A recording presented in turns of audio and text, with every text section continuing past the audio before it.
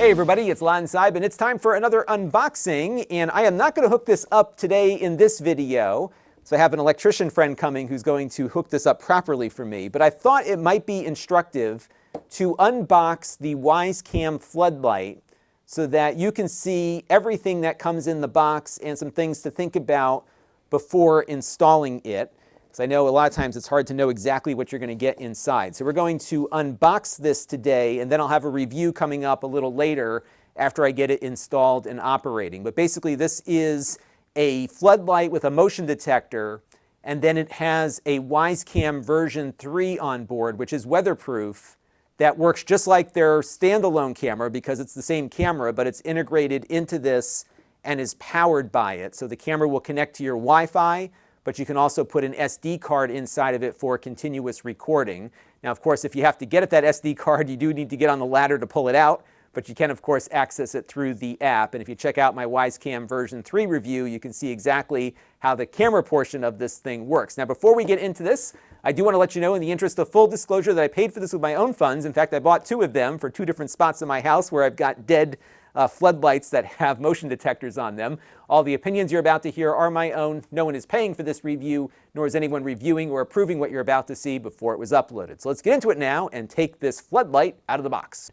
All right, so let's open this up now and see what is inside. So we'll start off with our quick start guide here, which I'm assuming will be very helpful for understanding where everything needs to go. So you can see all that here. And let's get this part out of the box next, and I'll give you the overhead view so you can see exactly how it comes together. So it looks like this is the unit here. Now, I was reading some Amazon reviews of this, and it looks like people are kind of surprised about the build quality, and not in a good way. So this is all plastic, the entire unit. It is, of course, weatherproof, so it will survive the rain, but this is not something metal. Plastic feels pretty heavy duty, but not metal, of course, so just be aware of that. If you're looking for something that's a little more robust or rugged, that will not be this product, but it does feel like it's pretty well sealed here. They've got a nice rubber gasket here at the bottom. Here's your electrical connections here. My electrician friend will take care of that for us. This is an LED flood lamp, of course, and when we do the full review, we'll see how bright it is. And the camera does have night vision on it, so it will see in the dark if the lights, for some reason, stop working. Now, it looks like this is definitely the version 3 camera, just kind of in a pedestal here, so you can move it around and adjust it.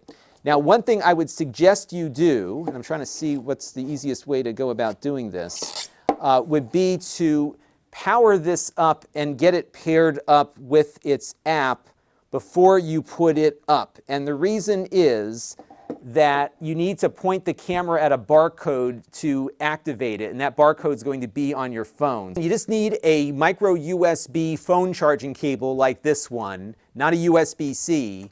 And when you disconnect the camera from the motion sensor, you can just plug this in and connect it to a USB power source, just like I'm doing right here, and that'll power the camera up so you can activate it. And again, I would do that on the ground before you put it up, and then reconnect this cable to the motion sensor, and you'll be ready to go and not have to climb back up to activate it.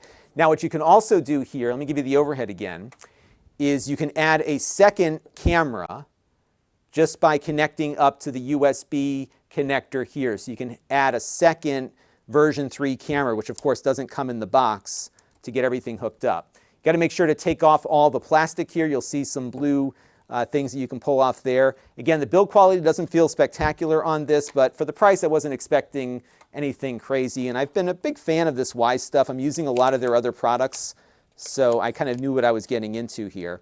There is a speaker on this because you can do two-way communication, and there's also an alarm that can sound if you need to do that. And then we have this little box of additional hardware, but this is all that it comes with. So you have a thing for your light switch, because you want to leave the light switch on all the time. And you have some hardware. Let me show you all the hardware that it comes with so you can be prepared. One thing that I'm reading in the manual, though, is that if you don't have a junction box already set up, you're going to need to get one installed. So be aware of that, because the only hardware you get in the box here is what I am showing you right now. So you've got some cable splicers here, a little gasket thing, and this stuff, and that is it. So if you don't have a junction box, they say in the manual here, have a professional installer hook it up for you, because all you get in the box is basically what we've got right here. So I'm going to be back with a review of this thing once I get it recombobulated and mounted on the front of my house, and I will let you know what I think of it when we do the full review. I have a lot of experience with the Wyze Cam V3, and you can check out my review of the camera to see how the camera component works. And again, we'll have a review of the rest of the package here coming up very shortly, as soon as my electrician friend comes back to hook it up. That's going to do it for now, and until next time, this is Lon Seidman. Thanks for watching. This channel is brought to you by the Lon.TV supporters, including gold level supporters Chris Allegretta, Brian Parker, Hot Sauce and Video Games, Baby Metal Fox God, Tom Albrecht, Amda Brown, Matt Zagaya, and Tech Time with Eric. If you want to help the channel, you can by contributing as little as $1 a month.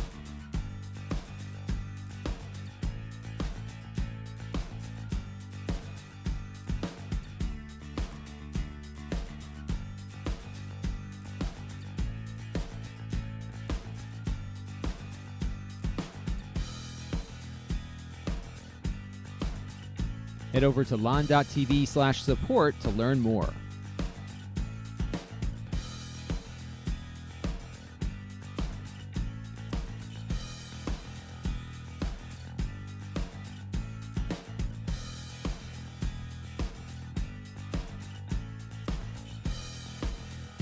And don't forget to subscribe. Visit lon.tv/s.